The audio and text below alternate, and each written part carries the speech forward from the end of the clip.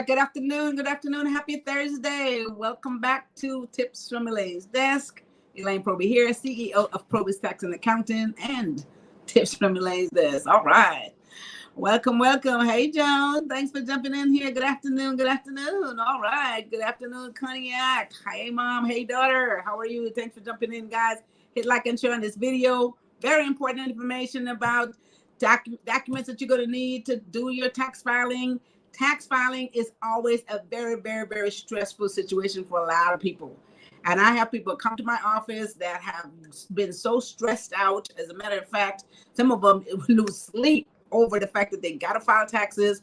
They don't know all the things they need to do for it. And so many circumstances happen in their lives on a regular basis, the entire year. A lot of things changes, and every change that happens can affect your taxes. So this is why you're stressed out. And not only do you need to file those taxes, you have to file them legally. You have to file taxes if you fit in that bracket. Okay, so there are certain things that, of course, will affect what your tax filing is going to be. You know, sometimes we'll have divorces, we'll have a new marriage, we'll have a new baby, we'll lose a dependent here and there, we may lose a job, we may start a business. You know, all these circumstances happen.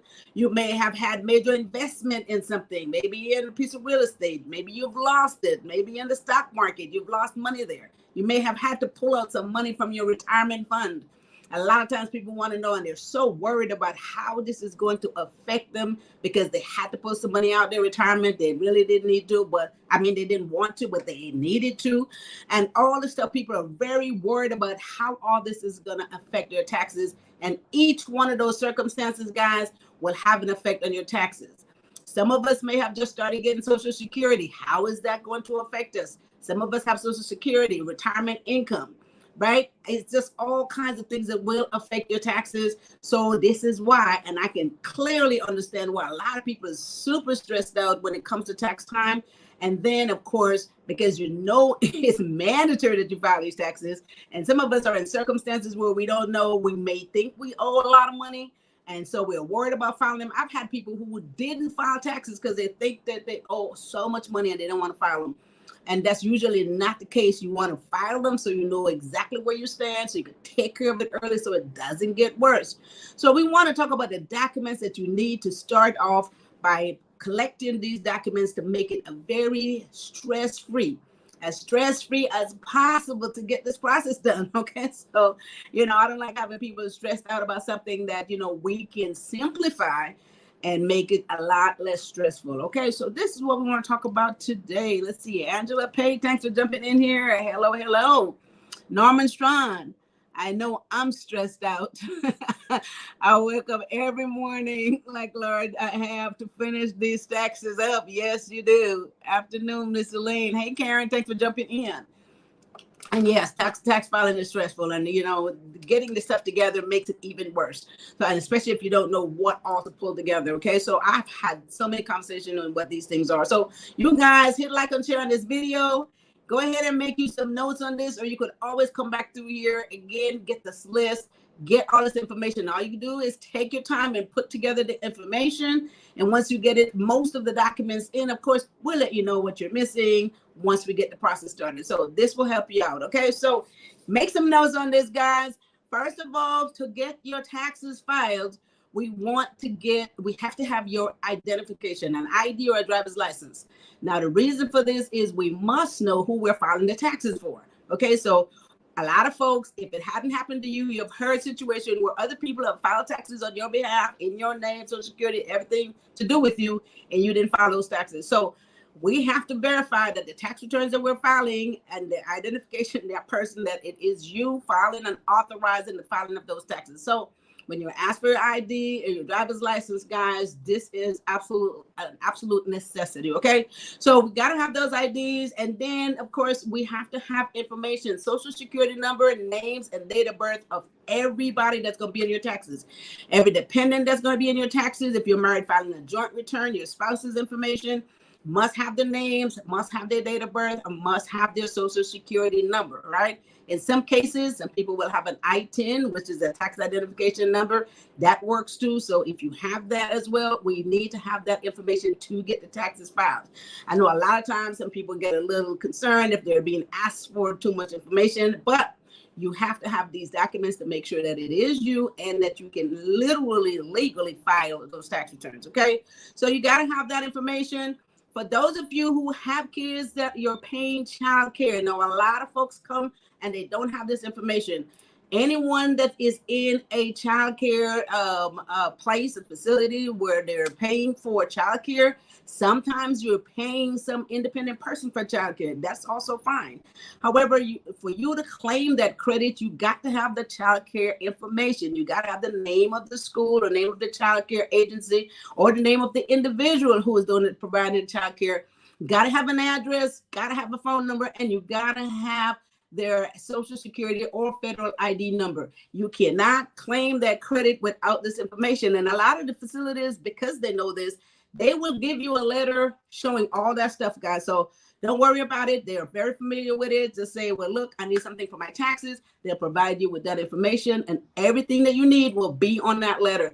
And if it's an independent person, all you got to do is just get their address, social security number, of course, and how much you pay them, and you can claim that child care credit. Okay, so write the stuff down, make some note, come back and get this stuff, all right? Now, of course, you guys, all of you who have a job, you got to have those W-2s. And some people, some of us have more than one jobs. Make sure that you get all of the W-2s from all the jobs. So if you have more than one job, a second or third job, whatever that is, don't file those taxes until you get all the W-2s. Now, you generally know probably where you've worked and how many places you have worked. And so you can keep track of making sure that you have at least gotten all the W-2s for the jobs you've had. Okay, so we got to have all your W-2s. If you were self-employed, made more than $600 anywhere, they will be sending you a 1099. Make sure you get those 1099 so that you can claim the accurate amount of dollars paid. So if you work somewhere independently and you think they only paid you $2,500, but for some reason you might have made a mistake and it was $3,500, get the 1099 when it comes. Make sure you match up that number, because if you claim less than you actually got paid and that 1099 gets reported to the government, you're going to have a problem. They're going to question it and say you underreported your income. That is not what you want. So 1099s, make sure that you got all those things. And of course, if you're self-employed, we will need a list of the expenses. So just have an itemized list of all your expenses, everything that you spend money on to make that money, all your supplies, all of your gas, all of your, anything that if you had to pay someone to give you any kind of consultation, someone to assist you with the job, anything that you pay out, any advertising, anything you pay out to make that money, guys, just itemize the list. It's real simple. It doesn't have to be anything beautiful. You don't have to go and get any accounting program to do it. If you just list this stuff on a piece of paper and just say how much you pay out for these things and what that total is for the year, that is absolutely perfect. If you want to create a fancy spreadsheet, that is perfectly fine too. So however you provide it, but just itemize what you spend the money on. And I know a lot of people are stressed about this. You could literally go back to your bank account or your credit card account and find those expenses and just list them. Just list them, total them for the year. A lot of people find this part overly stressful because they say, oh my God, I don't know what I spent money on. Okay, so take your time, go through your bank statement, go through your credit card statements, and just write a handwritten list of everything that you spend the money on. That is absolutely perfectly fine. It's best to make sure that you have that information than not to have it at all. Okay, so that's if you're self-employed, we need to have that information. And if you are going to pay, if you owe taxes or get a refund, we will need to have your bank information.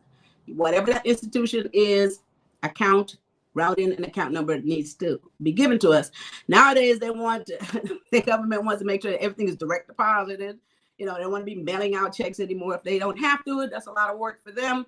So, and for the most part, if you're getting money back, of course, you want the money as fast as possible anyway. So your bank, routing, and account number, super important if you need that. This right here is super important. And a lot of people, their taxes get stuck on this part right here. Some of you have a PIN. a personal identification number. For some reason, the IRS had to assign you a PIN. Some people have identity theft situation that took place. Someone used a social security number for some reason. So the IRS would issue you what they call a personal identification number. And they usually send a letter with that PIN number on it. If you were issued one of those numbers, you must use it to electronically file your taxes. So many people don't have that letter. They don't keep it for some reason. Maybe they don't really read it to see exactly what it is and why they have to have it. But guys, anything, of course, that you get from the IRS, make sure you pay attention. I have so many people who come and they loses that PIN, and it's a little difficult to get it back, even online, and calling, that doesn't really work. So if you were one of those folks who've been issued a PIN number, make sure that you keep that letter. We need to have that number to electronically file your taxes. So put that with all of your documents. We got to have it. And if not, we got to mail it in. And if we mail it in, it could take 8 to 10 weeks, 12 weeks, however long to really actually process that tax return. Okay. So very important. If you got a PIN issued from the IRS, keep that letter, and we need to have that number. All right. Charitable contributions. We always talk about this. Non-cash and cash contributions. Those of you who have a charity that you go to, a church that you go to, they usually give you some statement to say how much money you're giving them. A lot of us give money to other nonprofit organizations, or schools, some other type of organization. They usually send you some documents, some letter, something to say, hey, thank you for your donation of $50. Thank you for your donation of $200, whatever that is. So all this stuff is great. Have this information so that you can put it on your taxes. And of course, if you gave away nonprofit stuff, shoes, clothing, or whatever to Salvation Army, Goodwill, any place like that, or any other nonprofit organization, you know, the homeless shelters, there's so many of them. So all you got to do is get this receipt, get something from them showing that you have given them some non-cash stuff. And then you figure it out. We figure out how much you get to write off for that. Okay, so make sure that you keep that very, very clear. Get that in your possession. And of course, if for some reason you don't have it, believe me, they will be happy to give you another receipt. They'll be able to replace the receipt because they want you to continue to bring them stuff. So if you go back and ask them for one, don't worry about it. They'll definitely replace that. The other point that I want to make here that you need to bring, guys, those of you who have a mortgage, if you own a home and you're paying a mortgage, we got to have the mortgage interest statement. Very important. The amount of interest that you pay. Now, a lot of times people feel like the amount of the mortgage, if you're paying $2,000 a month for mortgage, they think that that is what they have to write off, 2,000 times 12. That's not what you get to write off, guys, because some of that money that you pay goes to insurance, it goes to the principal, it goes to the taxes on the mortgage. So interest is what you get to deduct. It's very important to have the 1098 form. It shows exactly what the mortgage interest paid is. Okay, it's not the amount that you pay every month. It's not the $2,000 times 12. It's only a portion of that goes towards your interest that you can actually deduct. Okay, so look for that form 1098. And again, for the most part, if you didn't get that form in the mail, it's very easy. A lot of us are online. Log into your account and they have all these statements sitting there. So you can just reprint it and upload it and have it for your taxes. So if for some reason you don't find this stuff, go up, log in, and print it down. Okay. Hey, Laverne Smith, thanks for jumping in here. Hey, sis. Hey, you guys, hit like and share on this video. Okay. If you have any questions, put it in the chat. I'll look at it now, or we'll come back through here. And I know I'm flying through this, but I want to make sure that you guys get this and come back and get it if you miss any of this stuff. Again, for those of you who had taken any classes, courses, went to school, or had dependent that you are claiming that you can take education credit for, very important.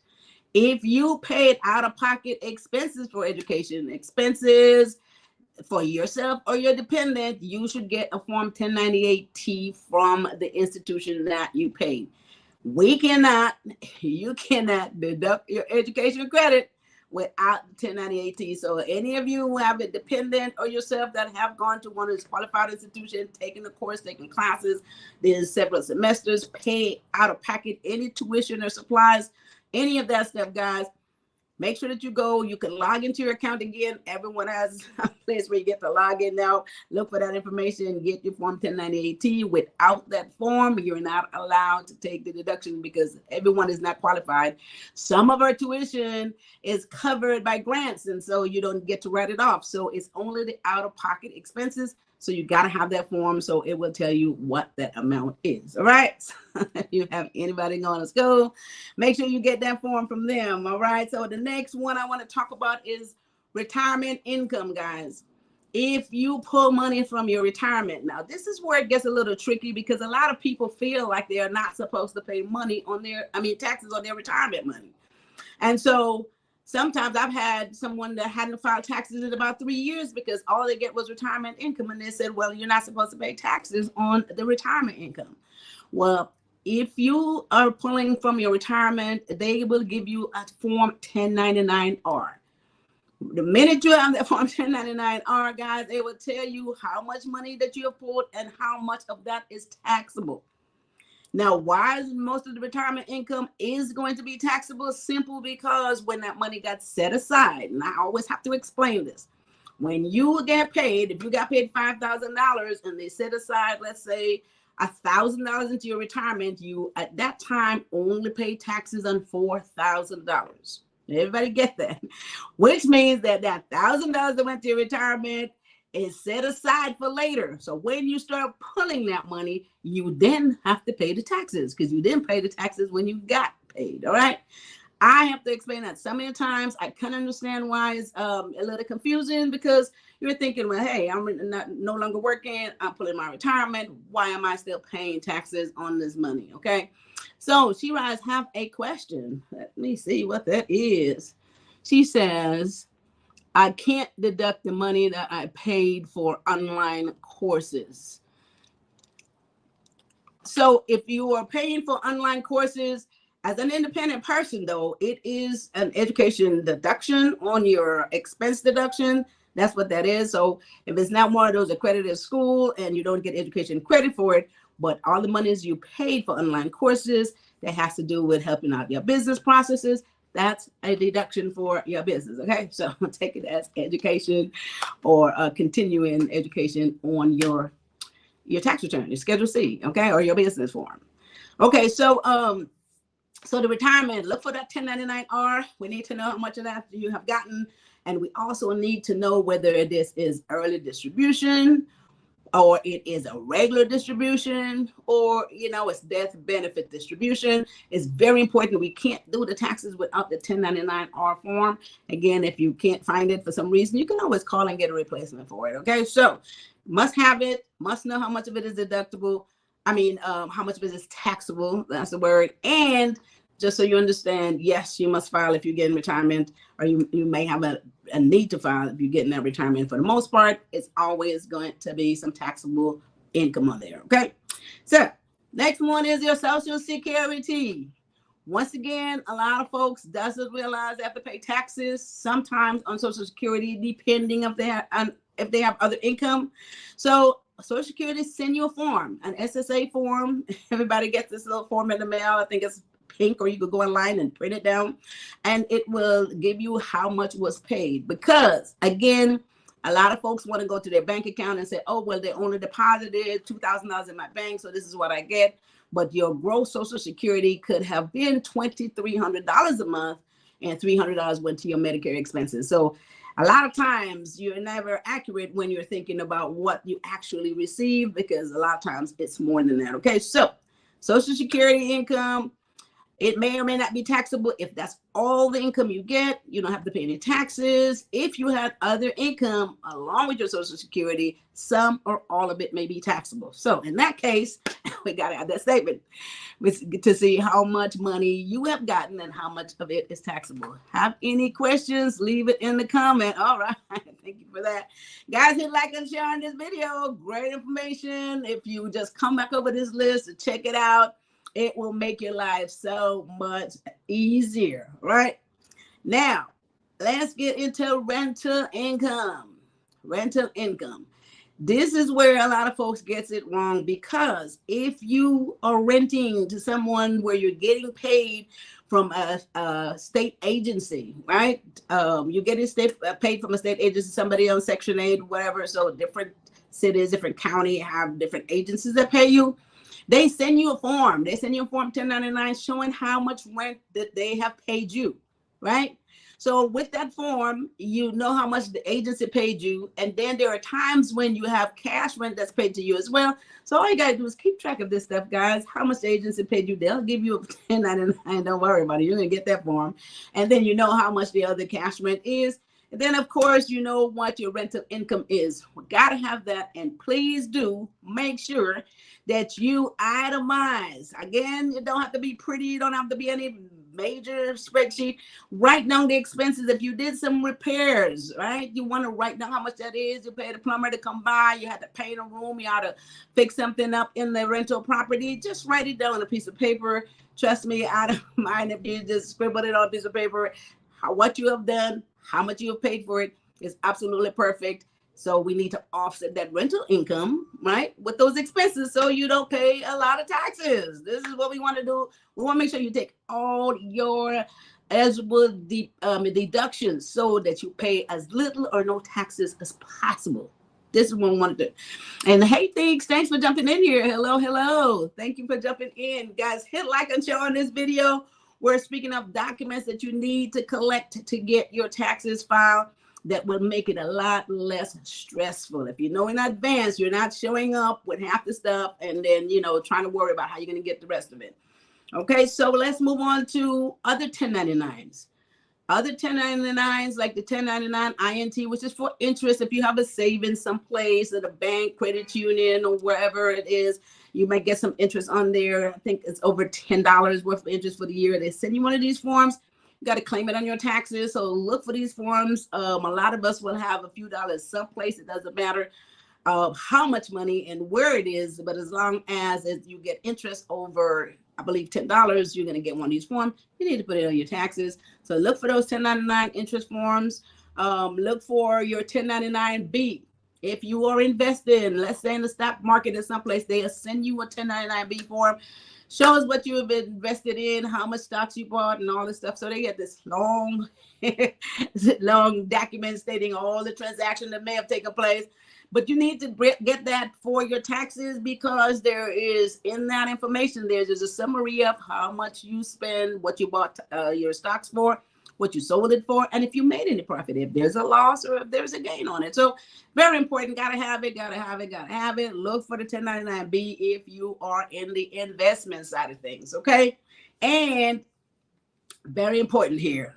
If you have started, incorporated, formed any type of business, we want to make sure that we get the formation document, your statement of information, or our organization documents, so we know what state you have started that business.